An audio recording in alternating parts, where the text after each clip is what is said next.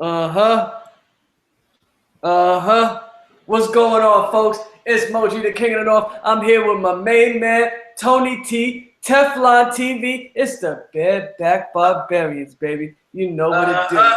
What's going on, folks? It's Moji, the king of the north. Yo, I always do this. Main man, Tony T. I always do this, folks. I'm sorry. You know me, I'm technology illiterate. I make these mistakes. Don't get mad at me. It's Mo Genie, baby. Hey, Tony, people, converse. Hey, you what the deal, my people? You know this, Don Tony Teflon. I'm back at you. Another one chilling, my man Mo. You heard him. You heard what he said. Broke back, barbarians. That's how we do it. You know what I mean? And bareback, not broke back. What the fuck did I just say? I'm tired, nigga. God damn it. I'm tired up in this motherfucker doing this shit. Listen, man. I break backs, but the Tony Teflon ain't got nothing to do with no hair. Hey, folks. This is what we do. We shoot in the breeze. It's the summertime. We got drinks in our hands. You know, this is what we do. I got some water right here. I'm gonna drink this real quick. I'm fucking beat, son. I'm up in here doing this. First off, let me say something real quick about we seen the speech from Joe Biden last night. DNC, one of the greatest speeches I ever seen, and for some reason, TYT, all these great networks, no one picked up on it, but the Don did. Joe Biden said a line from Game of Thrones right in his speech. And if you go back, you can listen to it. And the line was from Dawn, and it was unbowed, unbent, unbroken. And when he said it, he said, America's never bowed. America's never been bent. And we never been broken. And there's no reason for him to say it in that order unless it came from Game of Thrones, no doubt. So the speechwriter or Joe Biden is a Game of Thrones fan. And it just shows you like George R. R. Martin rules this world, motherfuckers. That shit was serious. I had to do a double take. I'm glad you brought that up. I was sitting there listening to that with my moms, and I'm like, yo, did he just say the Martell words? Did he just pull that out his ass? I was like, because you know Obama and Biden are Game of Thrones fans, Teflon. Mm-hmm. Yeah, no, he said he want the whole season. Give me that season. I'll take it right now. I'm the president. Thank you very much. Yeah, he tried to get the secret knowledge drop before the rest of us, and HBO said no. No, they said no publicly, but he's the fucking president. They gave it up. They ain't dumb. They want to. You don't think they want to sleep in the Lincoln bed, in the Lincoln room? They want to sleep in that motherfucker. Hey, I guarantee you, they and their wife probably in that motherfucker right now. They probably already been there. They said, listen, you want to come visit? You better give me that shit right now. I ain't saying that. I'm the goddamn president. You better just give it up. And that's the bottom line. Yeah. And also, I would like to say something real quick, Mo. I seen this thing going on by people and stuff like that, and I know that people have asked me to be a part of it. So I'm not going to be a part of it, unfortunately, and stuff. But let me shout it out, so just in case people can take a look at it. And this is done by Tarzan, and I don't know the other co-host, but he is the one who directly contacted me. So thank you, Tarzan, for thinking of me. I do appreciate that, and I wish I could get down and do this. And it is a trial by trivia. What's it called? Is that what it's called? Trial by Trivia. Trial by Trivia. And they're doing trivia shows. And Don Willie was in it versus Smokescreen. And they had and Official Blaze Manga. I don't know what happened. I don't know what happened in that one, man. I don't know. But watch that and everything else, you know what I mean?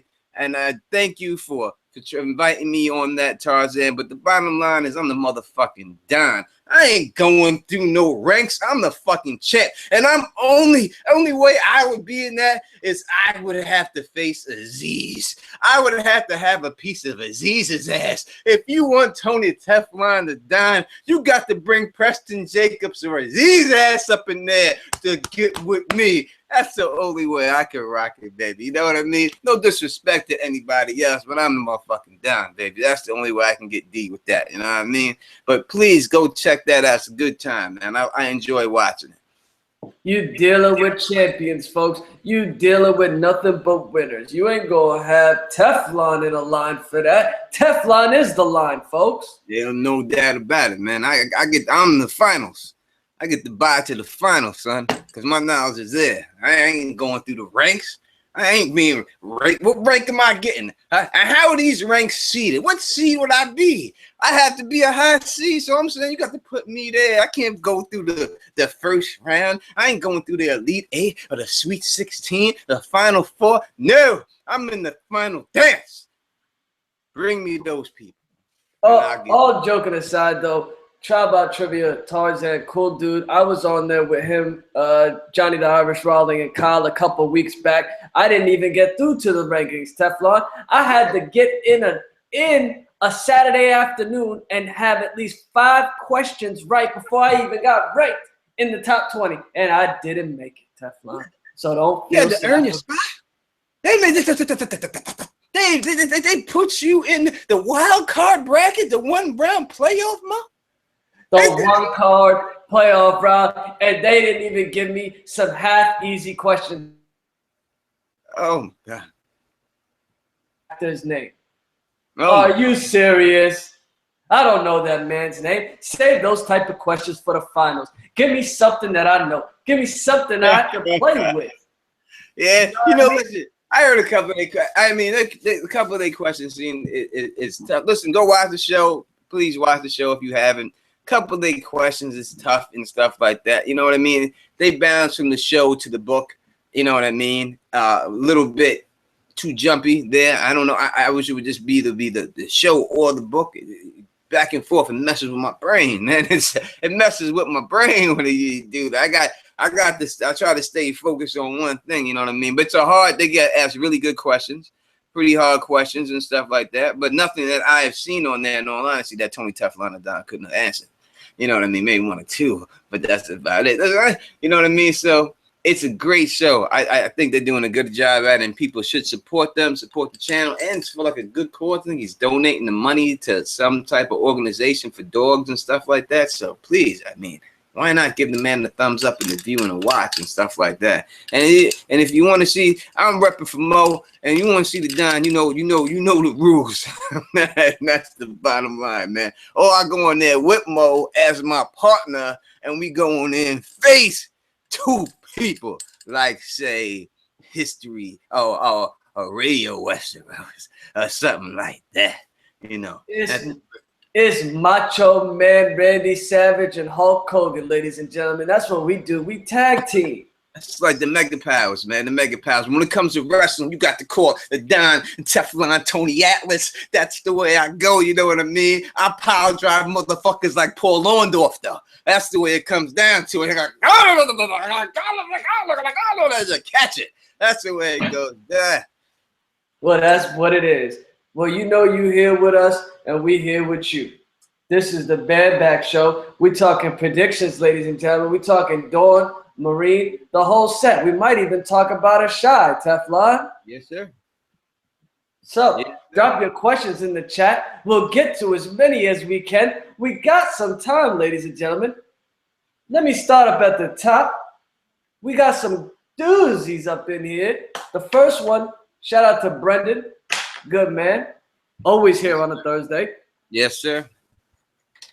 He wants to know if Kinvara and the Red Priest have gone with Danny and the rest of the boats off to Westeros, T? Yeah, I don't know. They haven't shown her or anything else. And I think the actress, when she said something that it was like a one-time thing, she wasn't sure if she was coming back next season, but she would love to come back. So I don't think so. Just from that statement, I'm going to say that she's not there. I wish she was. I think she's a fucking doppelganger for fucking Lyanna Stark. She looks just fucking like her. In fact, I thought that woman was going to play Lyanna Stark before the season started. And then the actress they brought in to play Lyanna Stark looks just like this chick. So, I wish she was in it. She's good looking. She was good to look at. I like the very scene that she pulled off there. She did a really good job, very convincing job. But if I had to pick right now, I would say no, she's not. Man, this is a serious one. This is serious. This is a topic that a lot of people want to know about.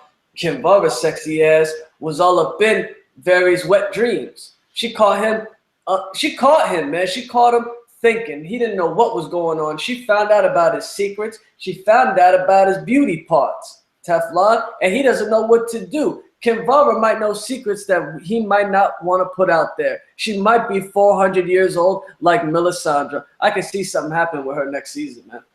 It could be, you know what I mean? I wish she would come back, and I hope that she ain't old like that. Because she get naked, I don't want to see a nigga like that. I'd see a naked, but not like that. You know what I mean? So I would love for her to come back. But in all honesty, when I think about that whole situation over there and everything dealing with that situation, to me, it's over. I don't think we'll go back there. I don't think we'll ever be visiting back there again. Maybe at the end of the year, when the whole thing is over, some people will sail back there that came over with Dany or something like that. But as for there being a storyline there or anything of significance going down there, I don't think we're ever going to visit it again. I think next time you see Jorah Mormont, he'll be in Oldtown with Sam, and then he'll be in Westeros with Dany. You'll never see him back over there. We won't see Dario nor Harris no more. We won't see anything dealing with that situation. I think that is all over. Cool. Well, let's move on to the next one. This one's here is a Twitter question. What is Lady Olenna plotting, and what made you think she would go and collaborate with the Martell gang in doing, Teflon? She ain't plotting shit. The only thing she's got on her mind is revenge, and she sees this as the strongest hand and really the only hand she has to play. I mean, I know a lot of people want to give this old lady a little credit for being so smart, but right here, there's nothing to be smart about. This is not about being sneaky. It's not about being underhanded. It's I'm coming for your ass, motherfucker. And that's what she's doing. I'm coming for your ass, and that's it. And I'm going to get you or you going to get me, but there's going to be a reckoning. And it's going down like that. And that's the way she's holding it down. So I don't really think she's up to anything. I just think she's balls to the wall or tits to the ground, whatever you want to call it. But she's coming. Yeah, this here is a predicament I can't wait to see unfold. Lady Olenna is one of my favorite characters. I did not see the Tyrell deaths coming last season. And I believe that the reason Marjorie Tyrell's character lasted so long and lasted so many seasons was all because of Natalie Dormer. She's a great actress. She knew what she was doing. She's got the doe eyes of Marjorie Tyrell. She's exactly what I pictured she looked like from the book, Teflon. And it was a great character. Yeah, nice ass. Yeah, definitely. You know, the Tyrells are sneaky. The Tyrells got the reach. They got high guarded. They control the money. And I believe they're going to try to starve out Cersei and King's Landing. The money, the power, the respect, the key to life Lady Olenna holds. And she's going to pull all the money out of King's Landing. What do you think about that, Teflon? Well, there's certain conditions. When Varys and Illyria wanted to come into King's Landing and take it, and the initial plan was to make conditions set for Aegon and right for Aegon to come for his conquest. And the conditions was they needed to see that the crown was unfaithful to the church.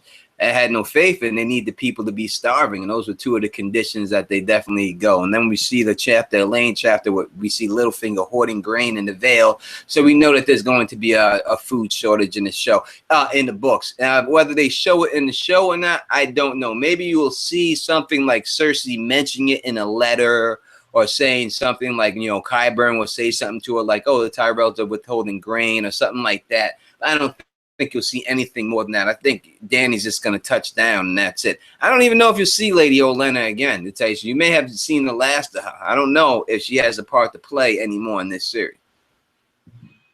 Well, we know the strength of the Sparrows. The people were starving. They definitely made it a thing on the show to show that when Cersei first met the High Sparrow, he had no shoes on. He was looking dirty. He was looking dirty as ever. And he was serving the people. He was serving the small folk. And I think that's going to be something major for next season. Cersei's going to have King's Landing wrapped up, but the small folk are going to be disillusioned with no High Sparrows and no grain from the Reach. That's just what I'm thinking. That's what it looks like. So we shall see. We shall see. Yeah. Let's go to the next question here. We're gonna stick to Marine. We got a good one here. Jamie Sneed wants to know, would you rather have the unsullied or well-provisioned Lannister army in your ranks, Teflon? Honestly, when it comes to warfare or anything like that, I'm always going to take the well-provisioned army, no matter what they are, over anything. I mean, that's what wins you wars in the end, is your provisions and your the happiness of your troops and your troops being able to function, you know. And unless you get put in a situation where, you know, there's nowhere to run, nowhere to hide, and you're in a Sun Tzu situation in the dead zone, or red zone, whatever you call it, the dead zone, I think he called it, where your back's against the wall, as when that happens and stuff like that. That's the only time that's really going to be successful for you. But if you have the unsullied army and you have these guys that got food and stuff like that, they can wait them out a little bit and then go get their weak ass and take them out.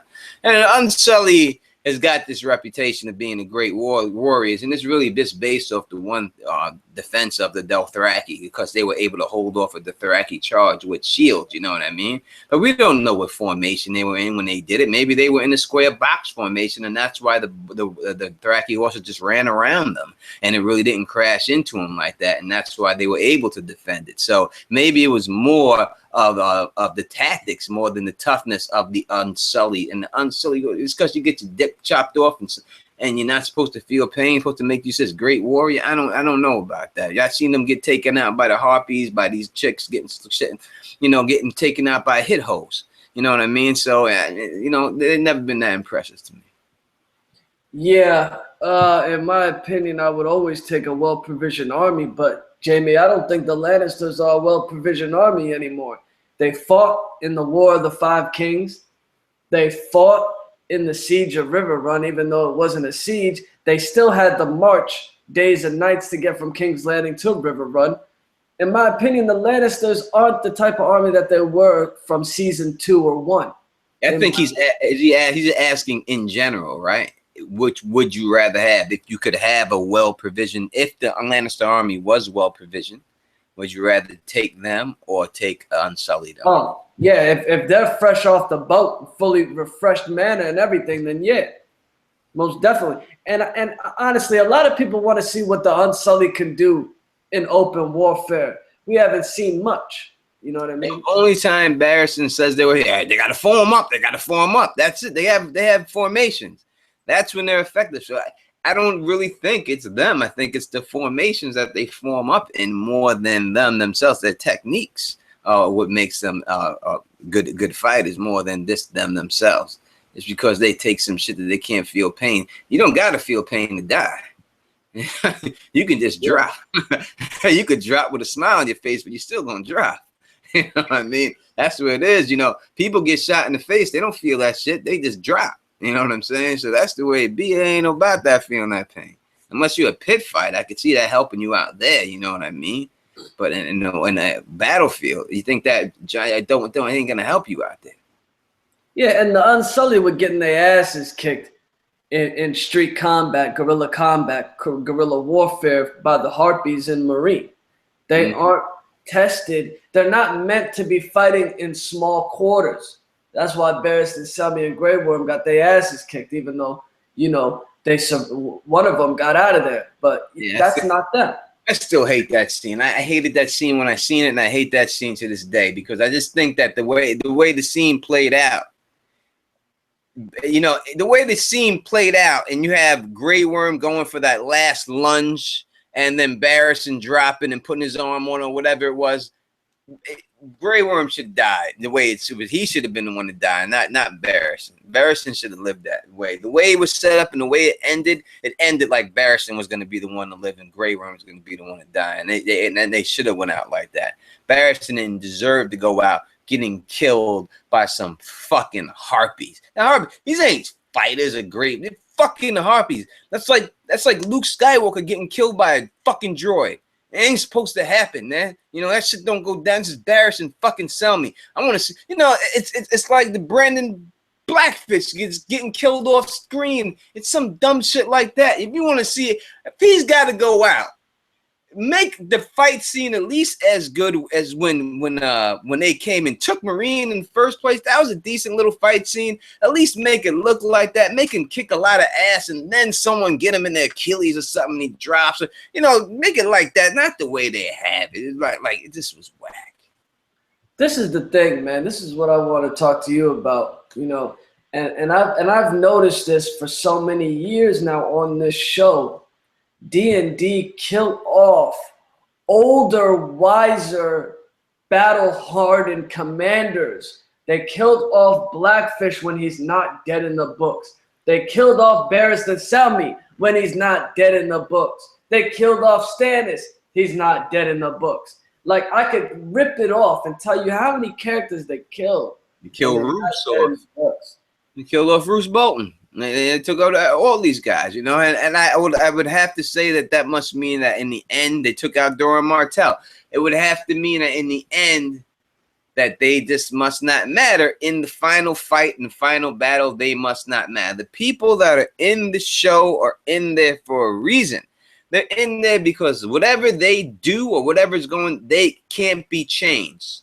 They have to do that. It's going to affect the story too much.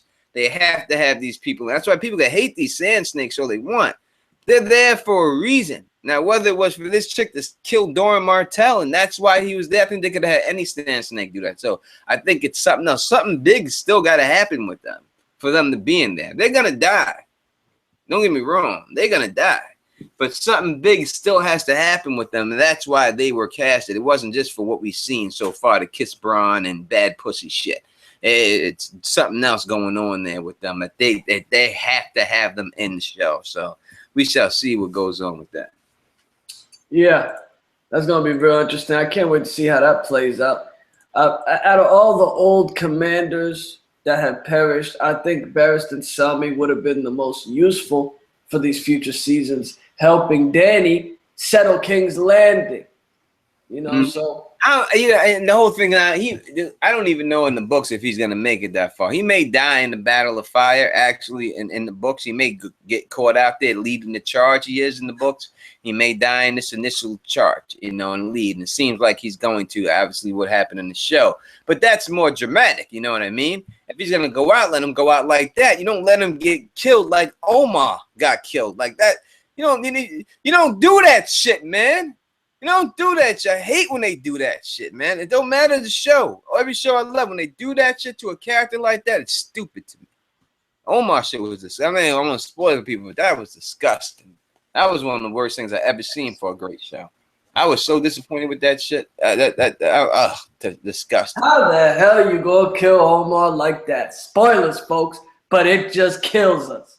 Yeah, that's some fucked up shit, man. I don't know why the fuck they would do it like that. He deserved to go out. He didn't even sniff Marlowe's ass. And he didn't even get a crack at him. You know what I'm saying? He didn't even get a shot off. He didn't even get a shot off on him. At least I wanted to see them at least confront each other once. You know, they didn't even get a meet up or nothing. What's up? Omar bagged up. He what? Who did that? Bagged up. You? No. Bagged up. I'm back to business. That's it. Omar bagged up. Why? Shouldn't have got bagged up like that. Man jumped off a fucking 10-story building and survived. And you gonna let him get bagged up like that? Come on, man. That was some Spider-Man shit right there. That shit might be in HBO's contracts with certain characters that they got to do some asshole way to kill them every once in a while. You know what I mean? It might be some dumb shit.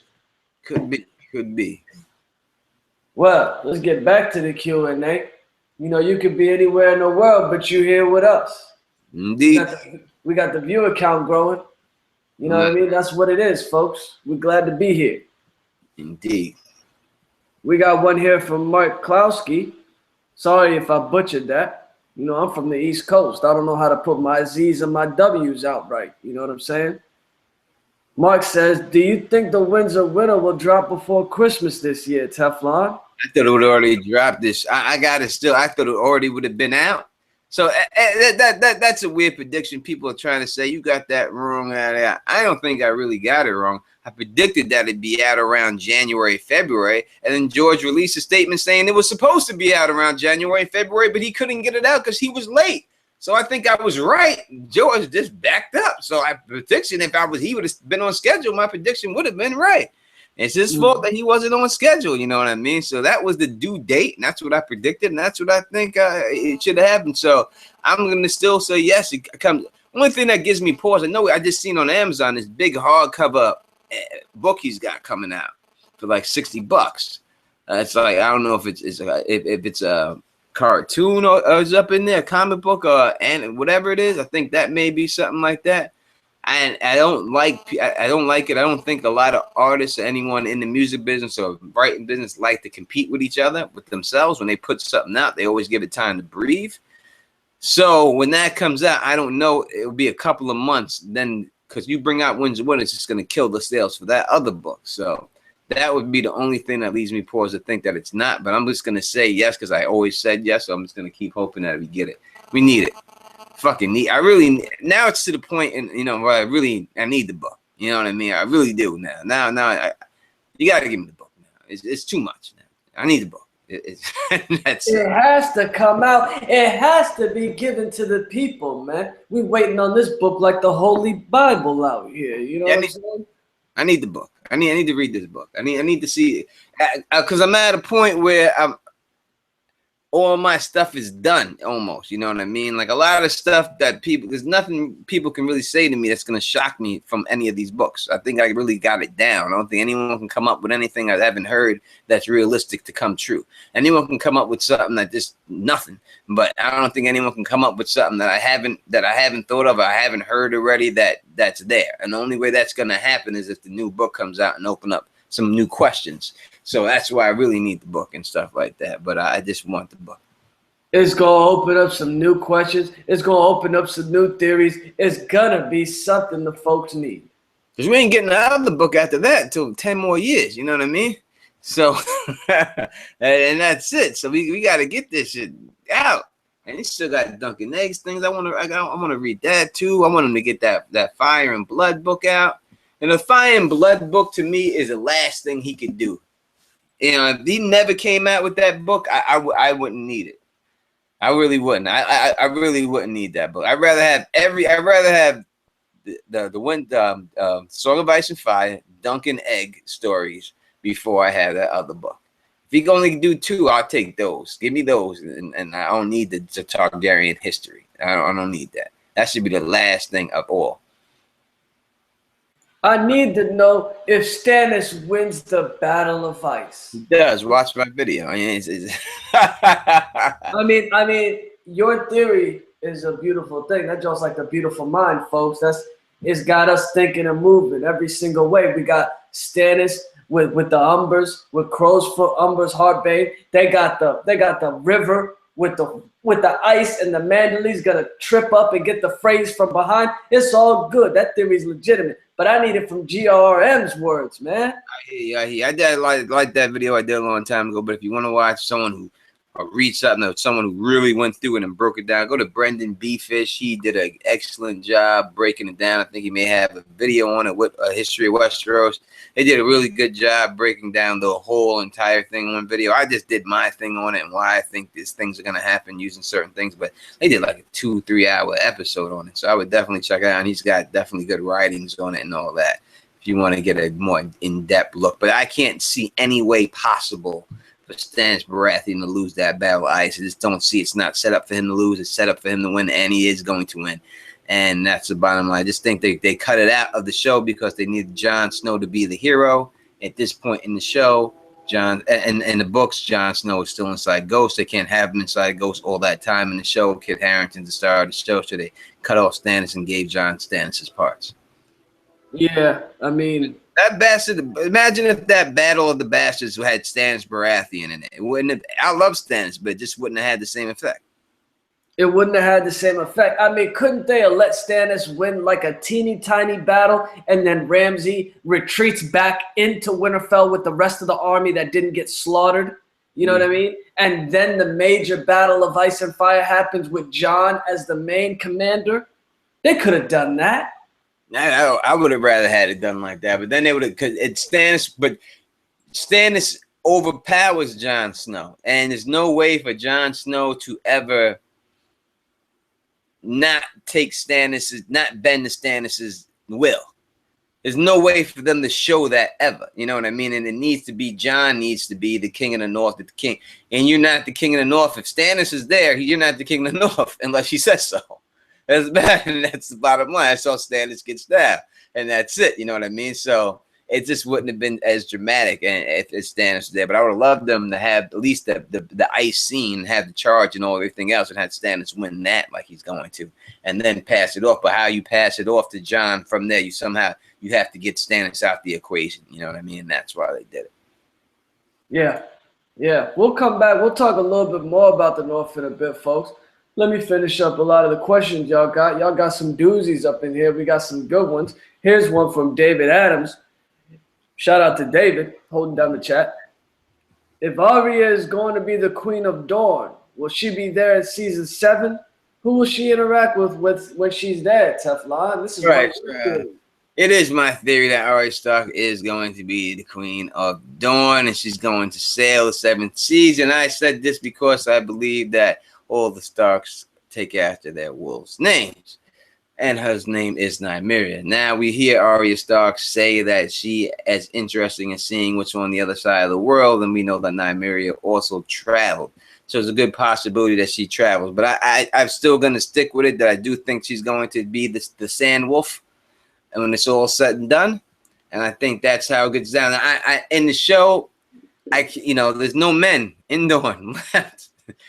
So I don't know how they could do it in the show whatsoever. You know what I mean? But in the book, I do believe it's definitely a good possibility because there's will be guys there for her to get with. And especially if Doran Martell is going to go out like that, I don't believe his son's going to get killed off. You know what I mean? I'm not going to kill out the Martell line like they did in the show. Yep. They killed Ariel Hota. They killed Doran Martell. They just basically scribbled off the whole Dorn thing. So, as we stick in the Arya, Miss La Rockstar, one of our good guests in the chat, has a question. She says, will Melisandre find Arya? Melisandre will find Arya, but Arya may find Melisandre, and I don't think that Melisandre will. Well, let's see. I don't think Melisandre will be able to tell that Arya is in faceless man form. So I think it would be a more situation like that. Because Melisandre, if death is coming for her and she's looking in the fire, it tells her, warns her of that. So it would have to be something that she can't see coming. You know what I mean? Something that's just to her that doesn't seem like a threat that can get around her. So it'd probably be, just like that. Hey, pretty girl situation where Arya got stabbed by the old lady. Maybe some situation like that happens to Melisandre. I'm sticking by my theory. I'm sticking by Melisandre is going to use her special powers. She's going to be like an X-Men, folks. She's going to be like Jean Grey. She's going to be like Mystique. She's going to turn into an old woman. She's going to stay hidden in the North to stay close to Jon. Now, if Jon finds her, he said he'll hang her. So the only way she can stay close to her prince that is promised is to hide in the old woman form. I don't think he would. I think he's talking shit, Jon Snow. I know Jon Snow's the executioner, especially of men, but I don't think he would hang. I think he's scared of it to go away. I don't think if you did run into it, Jon wouldn't hang her. He couldn't kill your grit when Corin Halfhand told him to take her head off. Why should he kill Melisandre? He doesn't kill women, in my opinion. You can't kill this person who brought you back to life. You just can't do it. And you can't do it. There's no way you can do it. Just think about that situation. Say you were in a car accident, all right? And this person, well, you could say the person who saved you or the doctor who saved you, whatever you want, but you are dead and that person saved your life. Now you got to kill this person? You can't do that. You're not here unless that person was there, did that for you. You wouldn't have the opportunity to kill that person unless that person brought you back to life. No way you can do it. No one can do that. I can't see anyone ever even doing that for whatever reason. Can't see it happen. Yeah. Well, just to stay on it, if Arya is going to be coming to the North, in my opinion, I don't think she's going to King's Landing because it's set up that way. It's set up for Melisandre and Arya to meet up. Melisandre already told her that we will see each other again. And I think that Melisandre, hidden as an old woman, will encounter Arya. Some sparks may go off. Just like Tony said, her flames tell her if danger's on the way. And I think Melisandre's on her list. So I don't know how that can play off, Miss La Rockstar, but it's definitely set up for them to meet up. Now, let's get back to the questions. Will we see Quaithe this season because of Jorah's grayscale? Never. Never. Quaithe's story is over. I'm telling you, all that's over. All this stuff that Shadowlands or anything else like that, you're just gonna have to read about it if anything's gonna come about it. All this glass candle stuff, we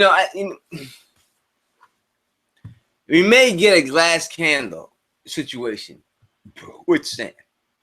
It's quite possible that Sam will see a glass candle, but I don't see this glass candle maybe not affect.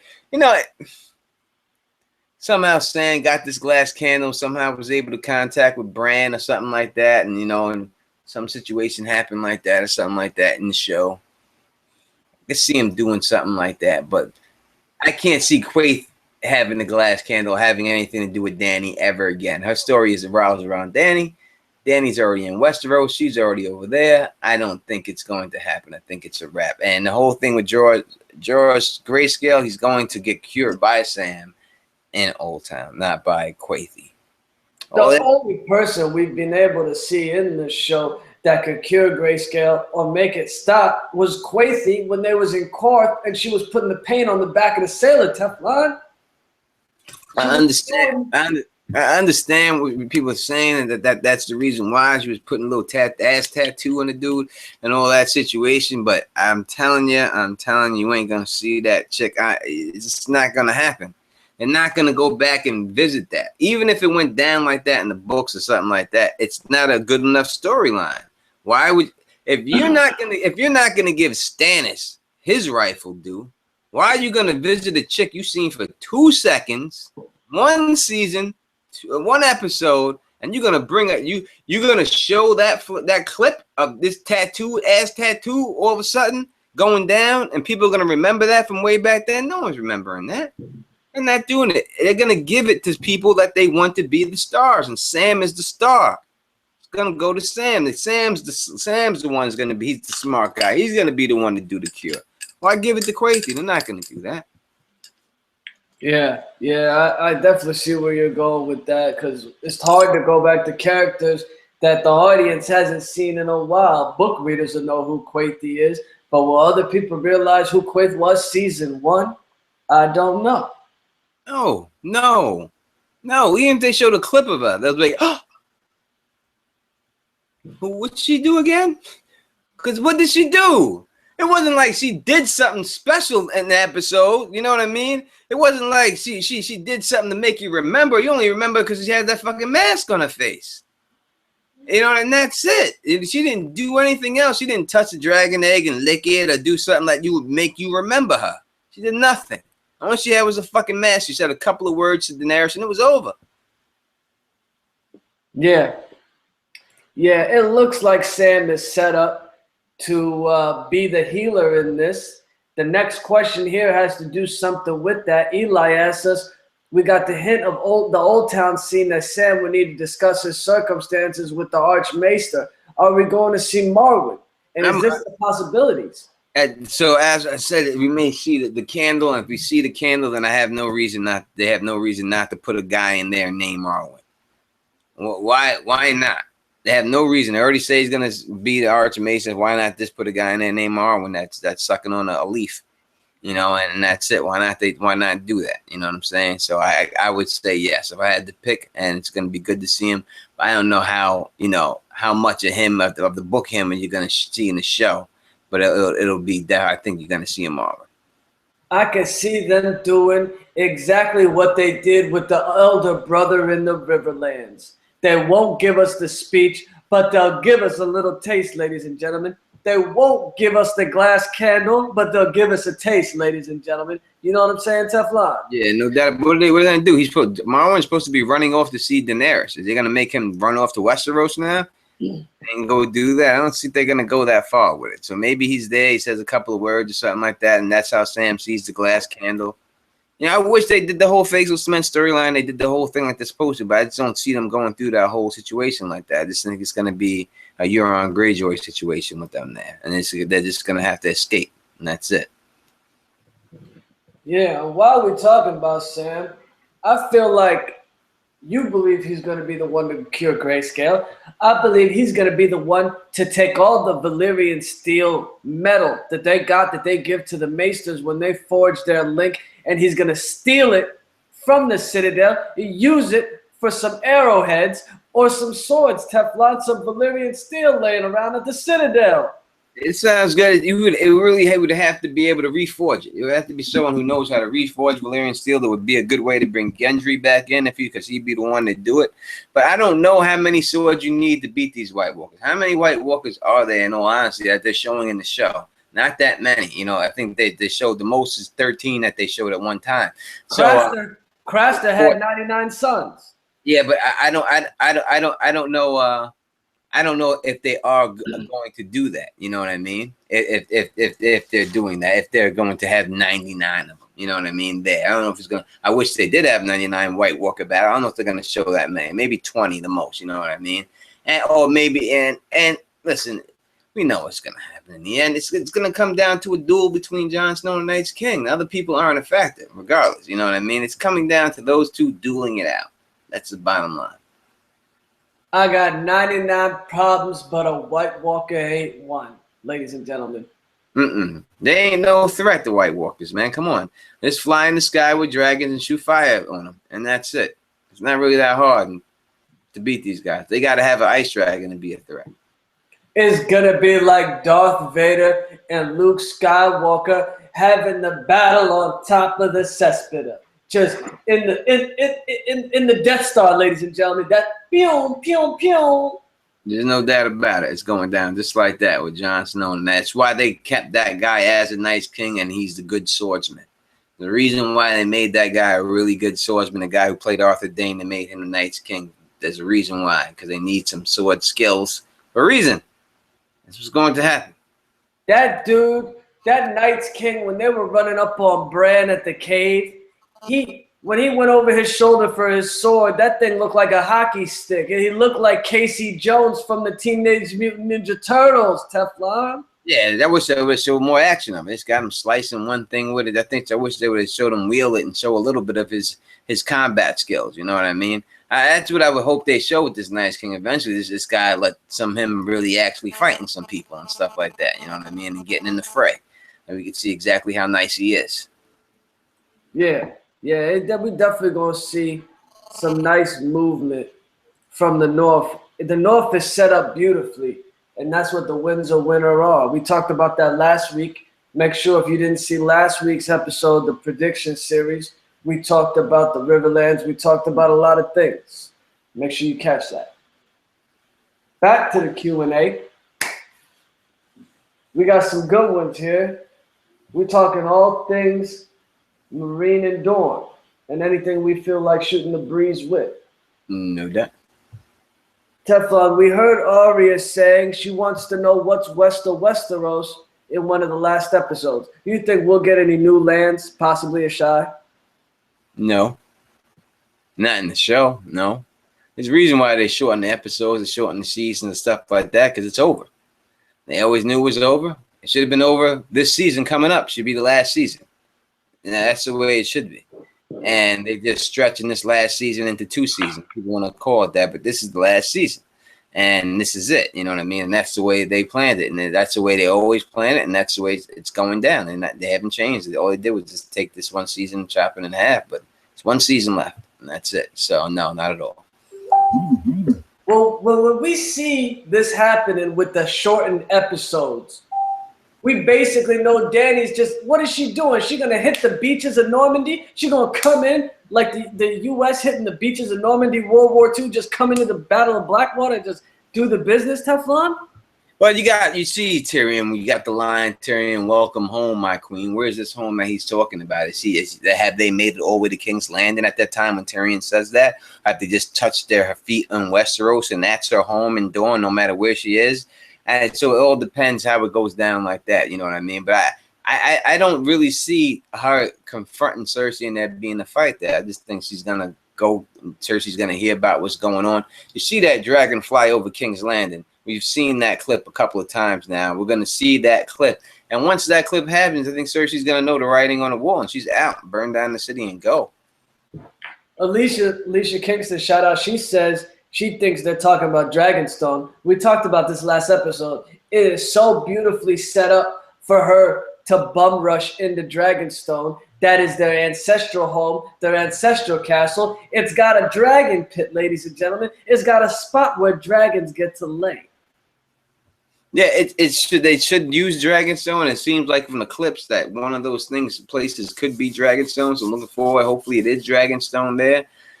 But I don't know. I think our first stop may be Dawn. I still think it's going to be Dawn. She's going to show up at Dawn, work her way up. Storm's End sounded good when you said that. You know, she does the Aegon thing there. I don't know if it's going to be Dragonstone. It makes more sense if it is Dragonstone. They land at Dragonstone. Then she jumps on the back of a dragon. Then she flies over King's Land. That's when we get the shadow shot. It would make more sense if it was like that. You think they're going to introduce any new characters into this, possibly Fagon? Because if they introduce new characters, Fagon has to be one of them. You remember when Oberyn Martell got introduced and how good that felt? How such a great character like that was introduced? Don't we need that again, Teflon? I wish it was, but there's no way to introduce Fagon because it would change Illyrio and Varys' whole motive. It changed their whole story. It changes everything about them, but what they're doing. And so it's no way to introduce him right now. So the plot is too far gone for them to do that. As for new characters, there's no one that less to introduce that we've seen from the books that they're going to introduce, you know what I mean, so far, unless it's going to be something else. And no, I really don't see him adding. Euron's the next big bad of that. And Marwyn the Mage or Victorian are literally the only two. Yeah, that's you're not going to get Victorian. He's done. You're going to get Marwyn.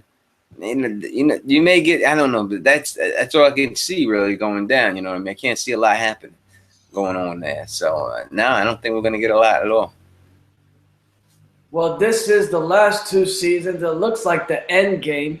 That's preparing us. It's just 1 season. Everyone can act like it's 2 seasons, but it's 1 season. That's it. It's the last season. It brings a tear to my eye. You feel me? I mean, it's difficult to ponder. That's why we need the Windsor winner, ladies and gentlemen. It's got to end, though. I mean, in all honesty, I think I love the show and everything else, but I could see that the show needs to end.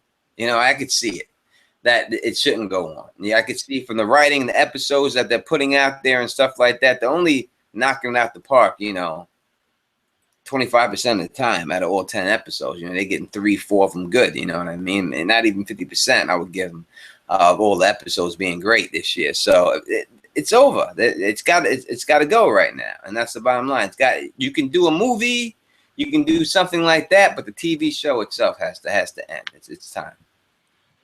Yep, this season looks like they're wrapping up. You see that they're not putting as much effort as they did, but it's still the best thing on television.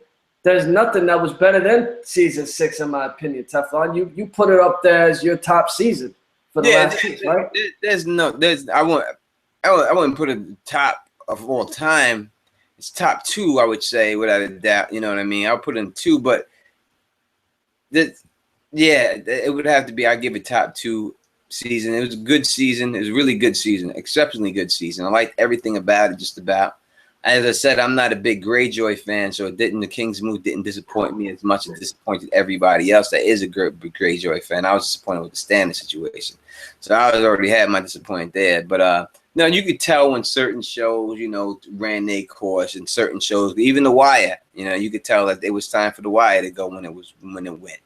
You know what I mean? Even though it picked up the season before the last, it really picked up strong. You could still see it's time to go. They got to get out.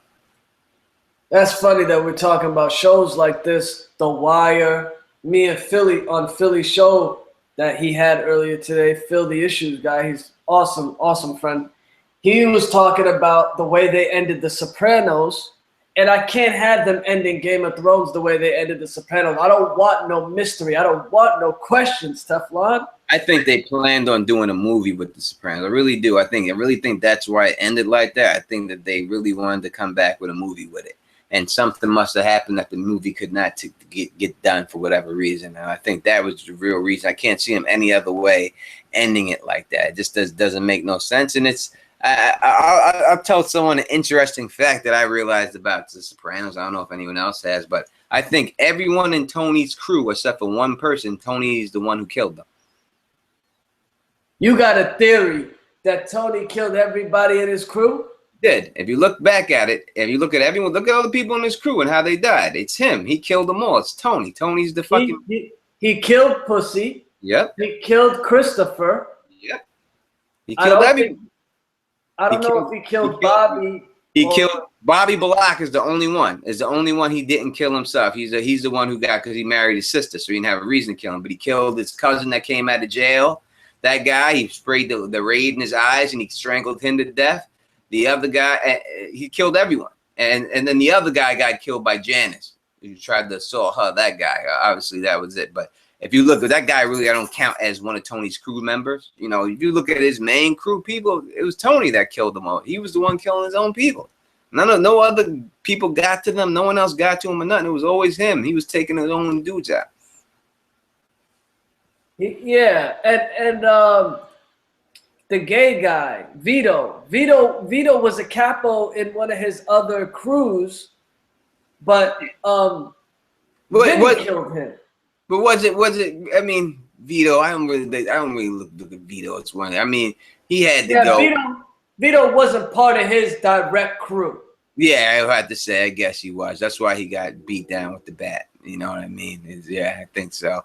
But that would be he. You know, that's kind of different though. There was nothing. You know, because that was more of a because the guy was gay. They killed him straight up because he was gay. That's what happened. And that's a different situation with Tony. I'm thinking that when you look at the guys who go into war with him and everything else, the guys who were soldiers out there, that you would think that they would get taken out by a rival gang or something like that. It never happened. It was always Tony that was the man behind the trigger. Man, I love this Sopranos talk. I might have to do a sideshow for this because Sopranos was a big part of my life. This is the why Sopranos. We can't have these shows going away. Game of Thrones next. I don't know what we're gonna do. Yeah, Sopranos. The thing I liked about the Sopranos that they did really good was that they were able to put the right amount of humor in the show. It was really a comedy to me. The Sopranos. Everything was funny to me. Like when Tony would chase down the old lady and he hits her with hits the old lady and the ass goes right up on the windshield. That's hilarious to me. That old lady's ass. Why'd they have to put that old lady's ass on the windshield like that? But they did it. And things like that make me laugh, you know. So I just thought it was hilarious. To me, it was just more of a comedy.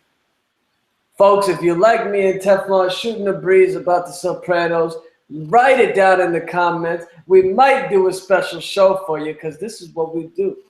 We do what it do, baby. Indeed. So, back to the Q&A. Season 7 prediction show. I wanted to do something where me and Teflon would name the title of every episode. Wow. 7, folks. And I gotta write. I have to write that. I gotta think about it. Right. Teflon, put on your thinking caps. Y'all here for an exclusive. Me and Teflon gonna lay it down. We're gonna give you the title of every episode right here, right now, folks. I can't give you the title right now. I'll give you the title next week. I'll think about it. Think about everything else. I'll say the first title episode is King's Landing. How about that? That's the title of episode 1. King's Landing. I will give y'all the title of episode 1 right here, right now. I'm going to just give you a taste. I'll give you a tickle. I won't give you the whole pickle, but I'll give you a tickle, folks. Teflon, what was Tyrion saying to Danny in that preview clip that we heard last week? What was he saying? Welcome home, my queen. Welcome home, my queen. First episode's going to be Welcome Home. Yeah, I'm gonna go King's. I'm gonna go King's Landing. It works all the way around, even though it doesn't help with Danny. But you know, she's landing in not in King's Landing. I'm saying King's Landing because Jon Snow's there too, and it kind of ties in both of them. So I'll go with that one, King's Landing. Okay, episode 2. I can't do this. I can't think of. We'll give it to y'all next week. Yeah, let me really think about it. If you really want an honest answer for me, I need to really think it through, and I can come up with something. But off the top of my head right now, I can't pull that off right now. I mean, I could just make shit up, you know what I mean? But I'd rather just give you something that I really believe in and stuff like that. Oh, yeah, I mean, I got you. I could finagle it off the top of my head, but, you know. Real quick, let me say this. I had people that hit me on my private phone here that know me and said that I've come off angry or something today, or I look angry, or said I was, when I was saying things about Aziz, and I hope people didn't take it out. I have no problem when I was just playing around. I hope people don't think I was being mean or anything like that. But if that's the way you take it, I didn't mean for it to come off like that. I'm sorry if you didn't understand my humor or anything like that. But no, I didn't mean it like that. So if that's the way you took it, please do not take it like that. It was all this fun and games. We chilling. We having fun. But I do stick by what I said. I stand by that. Yeah, we just shooting the breeze. We doing our thing. We having fun. That's what we do. We do what it do with the prediction show. Teflon ain't serious, you know what I mean? He's serious what he's saying, but he ain't serious about what he means. Yeah, sure. If you know what I'm saying, folks. Now let me get back in the Q&A. We had so many good questions, so many things to talk about. And I told y'all, we gave you the exclusive. We will give you the episode titles on next week's show. That was just a little taste. Now, we got one here from Jimmy Miller. He says, how many episodes will it take for Daenerys' fleet to arrive in Westeros, Teflon? One. One. I think you got to get there the first episode. They're going to show it. There's not a lot of stuff to show right now if you look at it. Not a lot of locations to show in Game of Thrones. A lot of things are shut down now. So you only have the North. As long as everyone's together, you just have the North. You have Dany and King's Landing and Cersei there. There's really no other place to show right now. And Sam, that's it. That's it. They're not going to show the wall unless Bran or Jon goes near it. You know, they're never going to show that again. Unless one of them directly affects them, that's it. And we know we still got one more thing going on with Benjen. He's not out of it yet, right? He's supposed to come back for something else next year. So...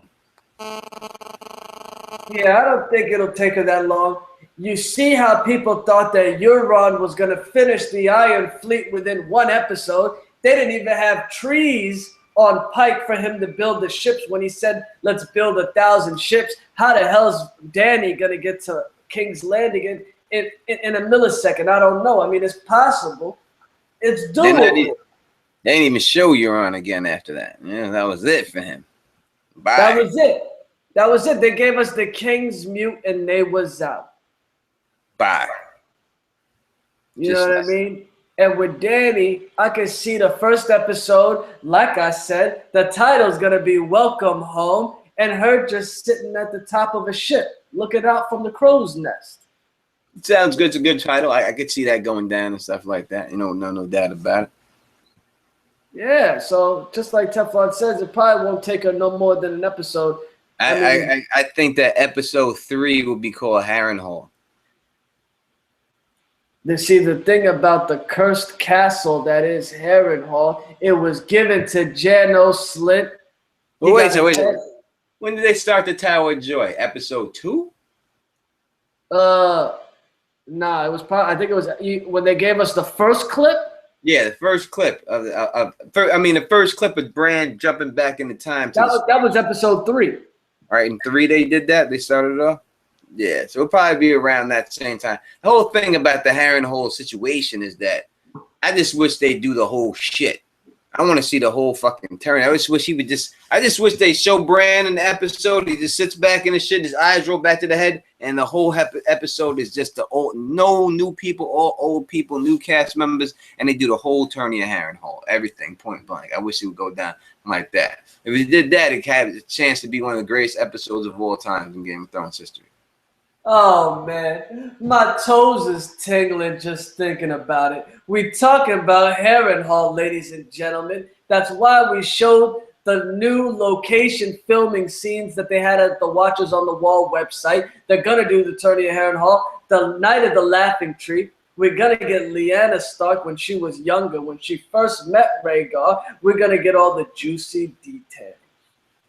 Pull over, that ass too fat. Woo, woo, pull over, that ass too fat. And that's what Rhaegar said to the Knight of the Laughing Tree. Oh, pull over. Oh man, we're gonna get Rhaegar looking like Fabio with his long blonde hair on his horse, just chasing Lyanna. Yep, I think he's gonna chase it down. He's not gonna chase it down. I think she's gonna already escape. He's gonna have some tracking ability, and he's gonna peek through, and then he's gonna see the Knight, and then she's gonna be naked and pull off that thing, and he's gonna be like, "Oh, Lyanna, it was you." And then he's gonna be, after he's seen and realized that was her, he's gonna be like, "That was so fucking hot." Boom! And it's gonna be on, and that's it. And that's gonna turn him on that she kicked those guys' ass, and that's gonna make him hot and make him have to have it. And that's gonna be it. He's gonna get up in there. Jon Snow's gonna be conceived. We might see Benjen talking to a man of the Night's Watch. We might get Howland Reed. This is gonna be the epicenter. Naming Lyanna the Queen of Love and Beauty, seeing the Mad King Aerys, seeing a young Robert, seeing everybody young. And that's if they do that episode, they're gonna knock it out of the park. It's gonna be like Ken Griffey Jr. in his rookie year, Teflon. No doubt about it. No doubt about it. Now, usually people, on my channel, on my Facebook channel, if you are a member, please join. If you are not, I always give you my weekly movie of the night, old school movie pick of the night. Since the season's over, we need stuff to do. But right now, I'm going to look back at the Magic DVD Blu-ray rack that I have back here. And I'm going to reach back and I'm going to grab something to give y'all a pick of this weekend right now, a little bit early on Mo's channel.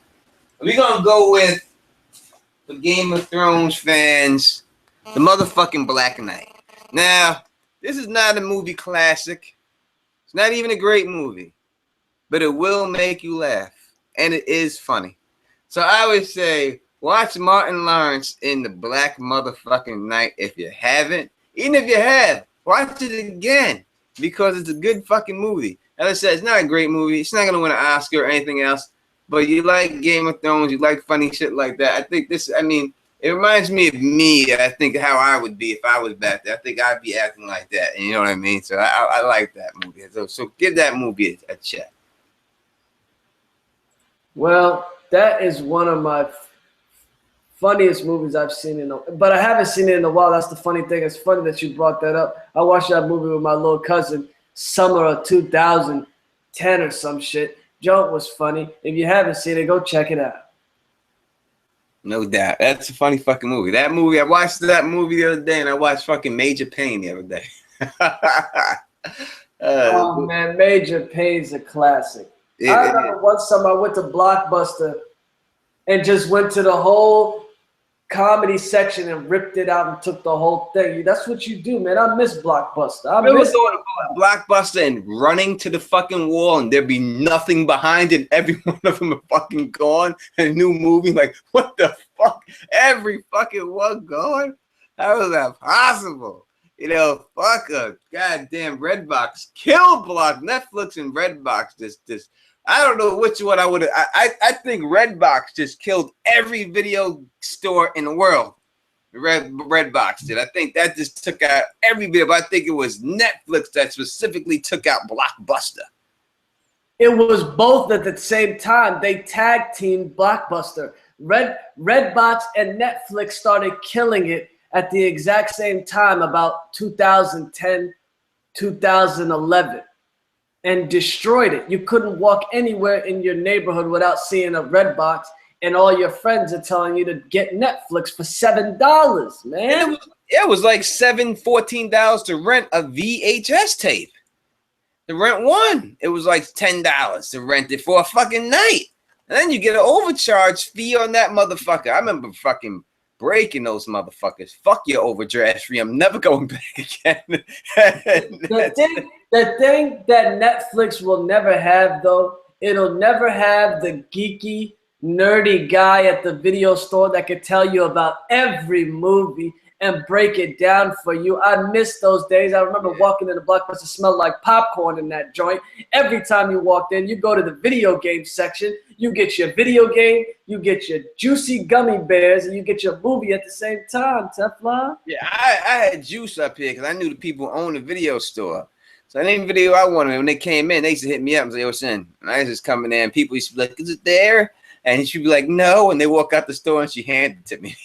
You know?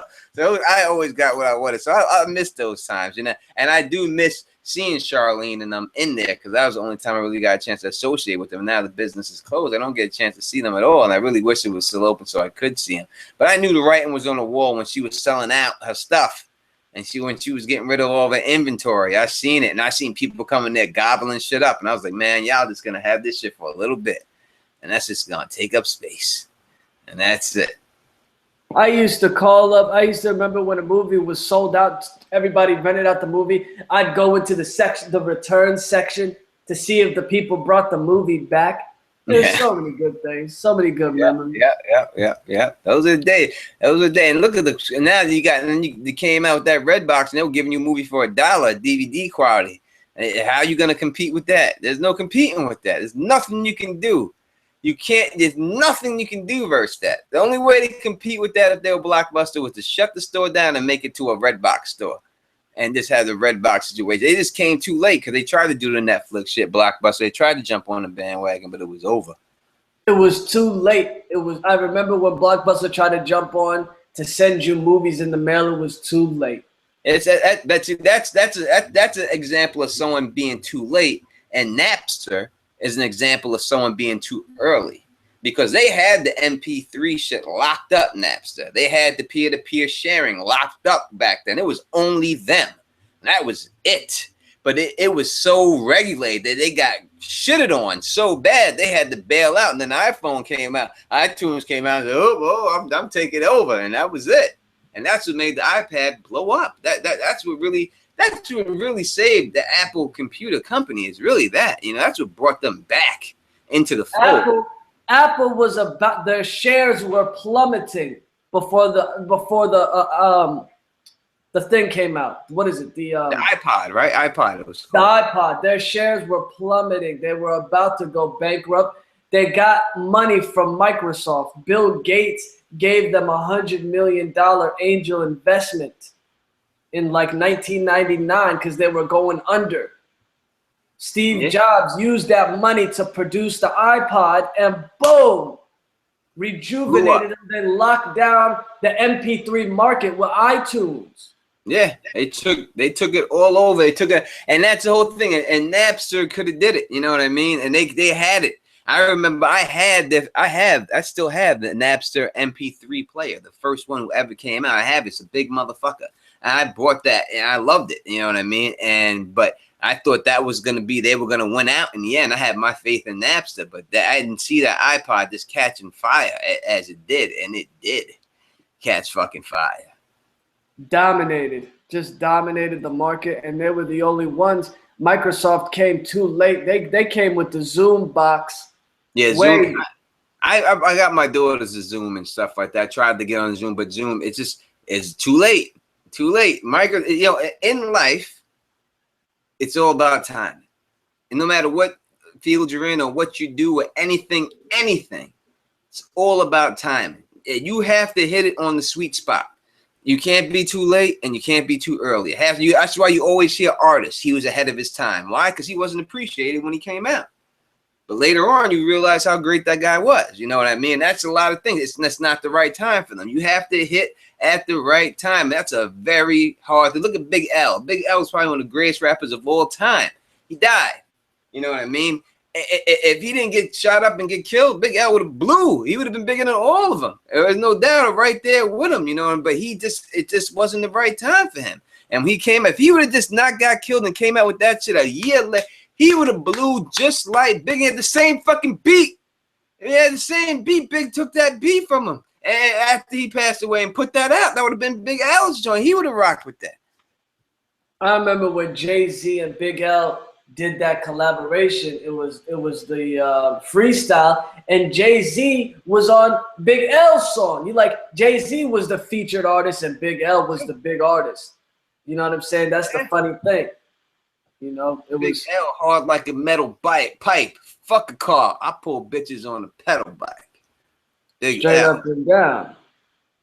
You know what I mean? Like we said, if L said never bum me, sip rummy, get money. When I hit honeys, they feel the dick in the tummy. On the Lilo, I feel dope from here to Rio. Flamboyant records, C to the EO. What? That's Big L, baby. that's like China without rice, or the Holy Bible without Christ, or the bulls without Micah, crackheads without pipes, the That's village right. without dikes, and crackheads without pipes. Oh my God. Hey, yo, I see you single. You better make a whole new song. If they said that shit is hot, they told you wrong, crap, nigga. You ain't got a chance at all. Big L Corleone, too advanced for you. I got moves and tossed all across the world. So don't be accepted. If I toss your girl, I got cheddar to blow. So I can never get low. Bitches sweat me wherever I go. Big L. Love that dude. Love that dude. I remember they had that rumor out there on Hip Hop Nation, Jay-Z arrested for the murder of Big L. And you see Jay-Z with the handcuffs on and the police walking with him.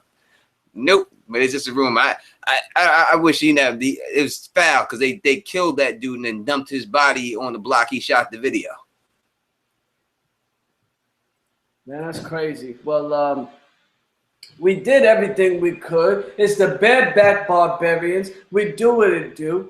Teflon, we had a good day. I mean, we talking predictions. I hope you had a good time. I had a good time. I always have a great time, no doubt. So if you like the way me and Mo just talked at the end of that situation, that's what we do on Street Talk New York. We talk about shit like that. So if you like the way we talk about other things besides Game of Thrones, please check me and Mo out on Street Talk New York and subscribe to our channel. We will be putting out a lot of new stuff very soon. I've been busy. It's my fault, so I haven't been able to get there. But this weekend I'm freed up. So I'm definitely going to shoot a lot of Street Talk New York stuff content this weekend. So look forward to that coming out most likely around Monday or Sunday. Yep, this is what we do. You heard them, man. If you like what you see, go to the Street Talk NY page. Go to Tony Teflon's page. Like, subscribe. We try to do this more. We try to drop knowledge. If you saw my video this week, I dropped a doozy, Maggie the Frog Prophecy. I tried to do what I could, folks. I read the chapters for you. Go check it out. Yes, sir. Go do that. Make sure you do that. So, Teflon, if you can hit us with that drop, if you can sign us out, T. No doubt. So if you like the way we do this, please thumbs up this, please spread this across the realm, and please subscribe. And until next time, you know who it is. Peace and stay sexy.